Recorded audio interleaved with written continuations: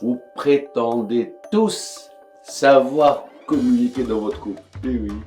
Quand je pose la question autour de moi, tout le monde me répond bien sûr. Je l'écoute, moi, ma copine, je l'écoute, moi, mon copain.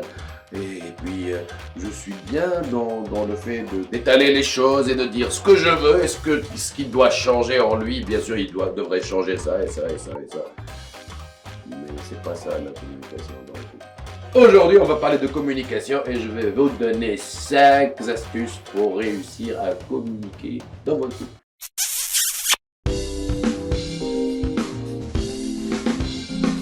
تحب وتتحب وتعيش قصة حب عندك مشكل ونمو تحب تريح الأمور تحب تفهم الحبيب تولي سنجروزي عليك بهالكبسولة ما تسلمش المرة الأولى avec the love coach let's go Abyss coach.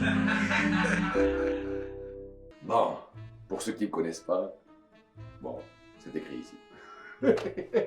Donc, je vais vous aider dans votre vie amoureuse. Avant tout, bien sûr. Bon, si vous voulez vous abonner, c'est ici. Sinon, écoutez ce que j'ai à vous dire. Et aujourd'hui, on va parler de communication. Comment bien communiquer dans votre couple. Bon, on me dit toujours, dans les couples que l'on soit au bureau, que je suis le gars qui est le plus à l'écoute dans notre couple. Aussi que je suis le gars qui fait le plus d'efforts pour comprendre l'autre. C'est bien joli, oui. Mais pourquoi ça ne marche pas si tu es comme ça? En fait, mesdames et messieurs, la capsule d'aujourd'hui vous est destinée à vous deux. Là, on ne va pas parler d'hommes et de femmes, on va parler des deux.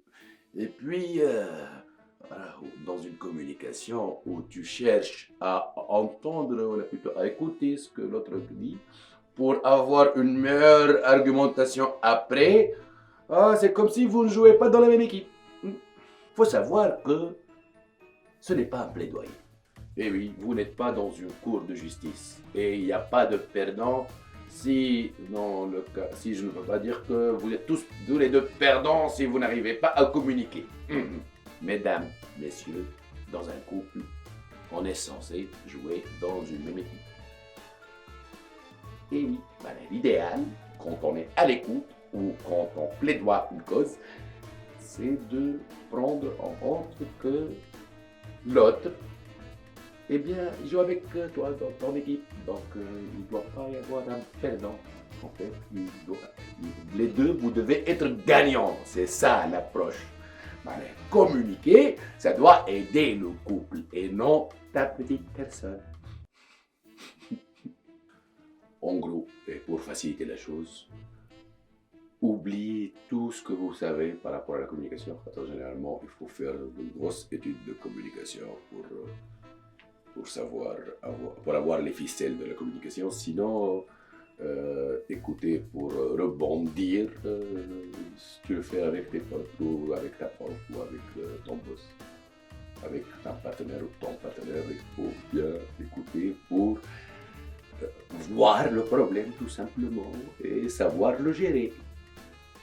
Je ne vais pas m'étaler, en fait, il y a 5 astuces à connaître et à essayer surtout d'appliquer. Et puis, ça va évoluer dans une meilleure approche. Première astuce, il faut savoir et être sûr qu'on ne peut pas agir sur l'autre. Si tu as des recommandations ou si tu veux changer une personne,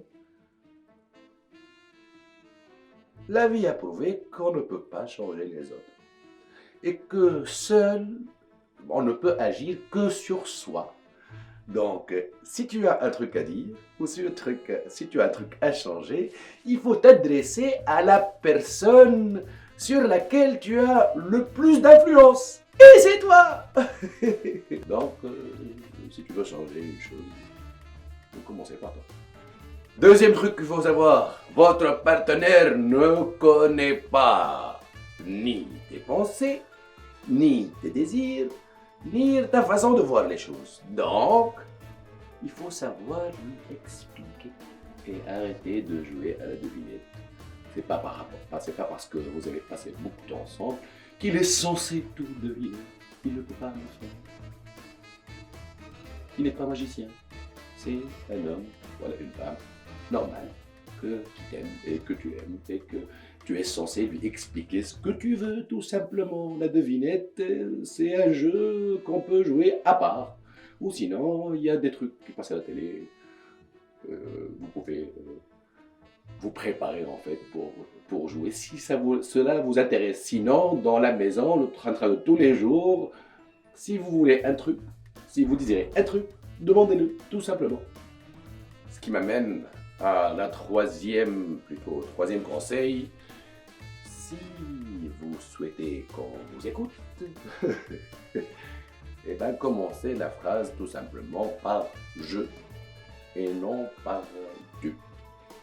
Tout simplement, si tu commences par tu, la personne en face de toi va être sur sa défensive. C'est instinctif, intuitif. On ne peut pas changer la chose.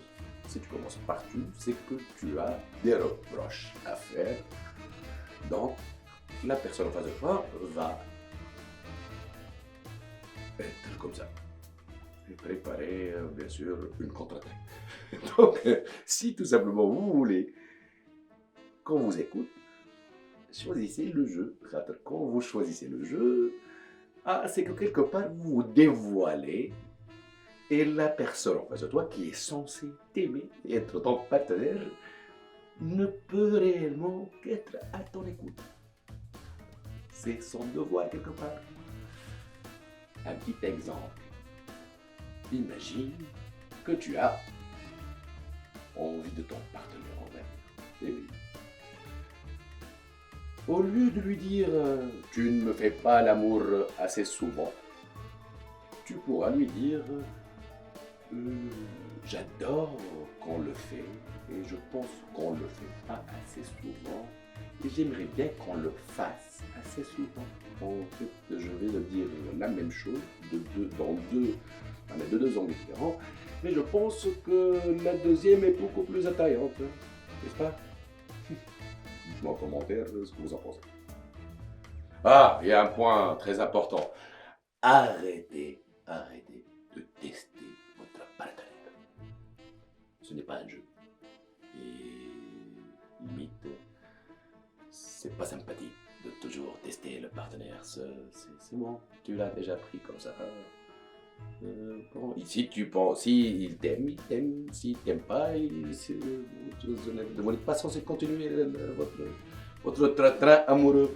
En fait, si tu veux un bisou, ne t'attends pas à ce qu'il te fasse un bisou. Tu veux un bisou, tu vas le piocher toi-même. Tu le demandes dans le meilleur des cas. Chérie, je veux un bisou. Et ça va, normalement. Sinon, le petit jeu, si tu me mets assez, tu saurais ce que je pense, tu saurais ce que je veux, ou j'aurais dû faire ça. Le gars ou